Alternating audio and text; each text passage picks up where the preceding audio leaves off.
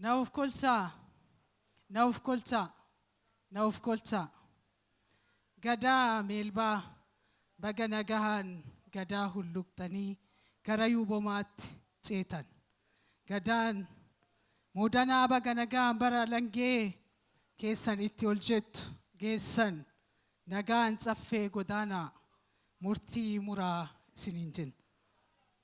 Kabajamoo obbo Shimallis Abdiisaa Pirezidantii mootummaa naannoo Oromiyaaf keessummaa kabajaa guyyaa har'aa kabajamoo aadde Saadaa Abdurrahmaan Afyaayii Caffee Oromiyaa kabajamoo obbo Kaffiyaaloo Tafarraa hoogganaa waajjira paartii badhaadhinaa damee Oromiyaa kabajamoo obbo Saadaat Nashaa sadarkaa Pirezidantii ittaanaatti qindeessaa kilaastara hawaasummaa kabajamoo Dr. Tashoomee Addunyaa kantiibaa bulchiinsa magaalaa Shaggar sadarkaa Pirezidantii ittaanaatti kabajamtoota abbootii gadaa meelbaa duraan hojii guddaaf hojii boonsaa uummata keessaniif hojjetaa turtan kabajamtoota abbootii gadaa alangee fudhattan abbootii gadaa muudanaa kabajamtoota hoggantoota olaanoo mootummaa naannoo federaalaaf keessummoota iddoo adda addaa asitti argamtan kabajamtoota abbootii gadaa haadholii siinqeef foollee gadaa kabajamaa uummata Oromoo sirna dabarsaa Alangee Gadaan Tuulamaa 71ffaa irratti argamtan hunda gadaan geettiidha hunda dura baga guyyaa ulfoo sirna dabarsa gadaa Alangee Tuulamaatiin isin ga'e jechaa waamicha Oromoo kabajanii sirna kanarratti argamuu keessaniif maqaa kiyyaaf maqaa Biiroo Aadaaf Turizimii Oromiyaatiin galatoomaa ulfaadhaa isiniin jechuu barbaada. Uummanni Oromoo uummata addunyaa irratti dursee dammaquun sirna addunyaaf raajii ta'e gurraacha Afrikaaf immoo kabaja ta'e Oromoo sirna gadaa ijaaree sababa sirna kanaatiin maqaan uummata Oromoo maqaan Itoophiyaaf uummata gurraachaa tarree qaroominaa akka ta'u mirkaneessee jira. Oromoon firarra darbee orma wajjin moggaasaan kaan wajjin guddifachaan kaan meedhichaan firoomee saba hammataa fi saba guddaa ta'uusaa addunyaatti uummata agarsiisedha. Kana keessatti ammoo Gadaan Tuulamaa fakkeenyummaa guddaa kan qabu.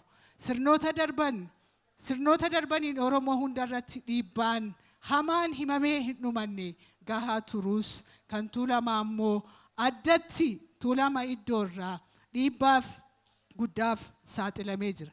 Tuulamni bara ulfina isaa kallachaa fi caaccuu faajjii fi bokkuun ulfoon bahuu dhorkaman halkan dukkanaan dhoksee roobaa fi caamaan sirna isaa tikfatee har'aan gahee jira. Tuulamni marsaa 60ffaa abbaa bokkuutiin kan sirna isaa geggeessaa ture marsaa gadaa 4 ammoo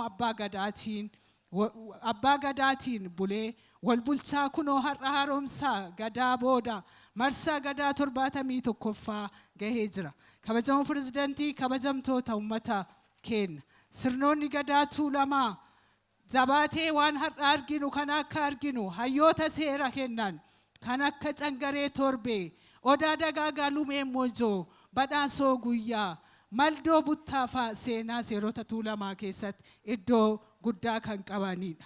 Kanaaf waggaa 150 booda barii jijjiiramaa irraa eegalee aadaa fi ulfoo Oromootti ulfinni deebi'ee sirnoonni Gadaa Tuulamaa Irreecha Gobeef Shinooyyeen akkasumas horri Finfinnee deebi'ee saaqamuun uummata Oromootiif ulfina guddaa horuu danda'ee jira. Iddoowwan ulfoo barootaaf dhorkamanii turan tulluuwwan 8 waaqaa haroowwan 6 waaqaa har'a kabajaa fi ulfinni isaanii deebi'ee jira. Sagantaa guddaa har'aa kana haala kanaan akka bareedu akka milkaa'u qaamolee mootummaa miti mootummaa abbootii gadaa fi haadholii siinqeetiif akkasumas foollee Oromootiif galataa fi ulfina guddatu isiniif mala jecha bara gadaa muudanni Alangee fudhate keessattis hojii tokkummaa Oromoo badhaadhinaa hunda galeessaa fi bara quufaa fi gabbina akka ta'u hawwa.